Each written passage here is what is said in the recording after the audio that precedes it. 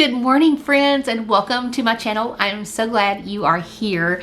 This morning's devotion is going to be on Ephesians 4:29. Now, if you are new here, every morning in the month of September, I am posting a video at 6 a.m. and it will be a short devotion with a prompt at the end that will give you an idea of something that you need to be thinking about that day, or maybe you'll want to write down or journal about.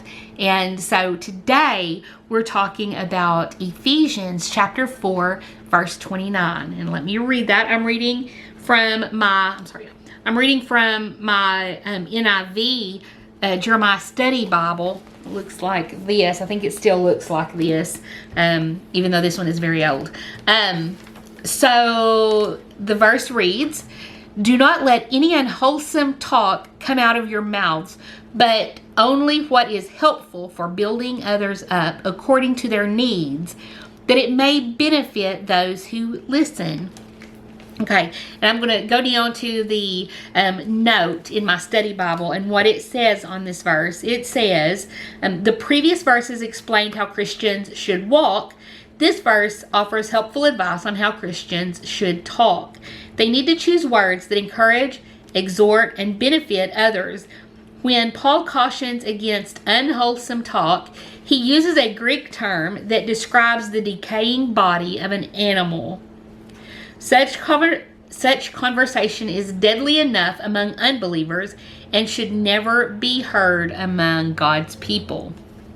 And so, think about times when you say ugly or hateful things about someone else, or complaining about someone else. Let me think of an example. So let's say that one of your children or grandchildren or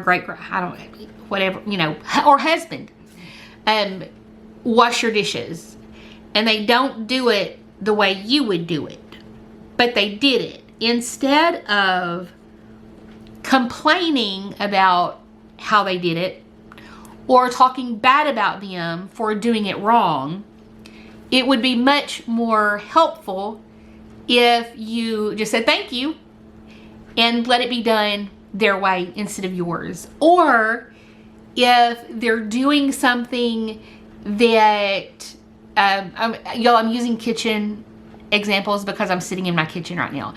Let's say your child or husband uses a metal spatula or a fork on a one of those pans that you're supposed to use wooden utensils with, like Teflon back in the day, but I don't know that Teflon is a thing. But those, you know what I'm talking about, those non-stick pans that you don't use like a metal fork with, and you see them doing that, and maybe they even damage the pan. Getting mad at them and talking ugly to them is not going to help. Instead, you might explain to them, oh, next time you use this pan, use these wooden, utensils. Use the wooden spoon or spatula or whatever, and because it scratches, and then, you have to throw it away and get a new one because it leaches stuff out of it. So, that's a pretty modern example, but you always want to build someone up and not say something like, oh, you're so stupid. Oh, what's wrong with you? Things like that tear people down, and those types of words should never come out of our mouths. And I am sure that they do. I've said things that I shouldn't say, but I'm working on it. And I think we all need to be working on it. But this month, let's really take this month to put our focus into using words that lift others up instead of tear them down.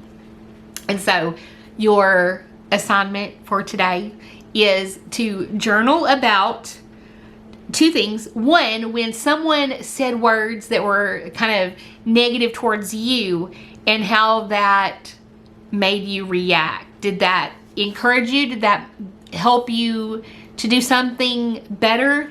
Or did it hurt you? Did it make you maybe more resistant?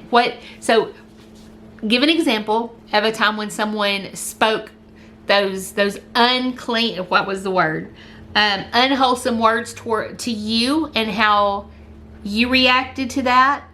And now I want you to also think about a time whenever you've used unwholesome words and what you could do next time. Maybe these are things that happen repeatedly. You know, a lot of times there are things that the reason we react the way that we do is because they happen over and over again. But maybe if we're reacting the same way every time, we're partly to blame for the way things are going. And so think about a new way that you can approach a situation where you've been using some unwholesome words, and write some different ways that you can change how you react, and maybe say more uplifting and encouraging words to those people. And on that note, I love you guys, and I'll talk to you soon. Bye, y'all.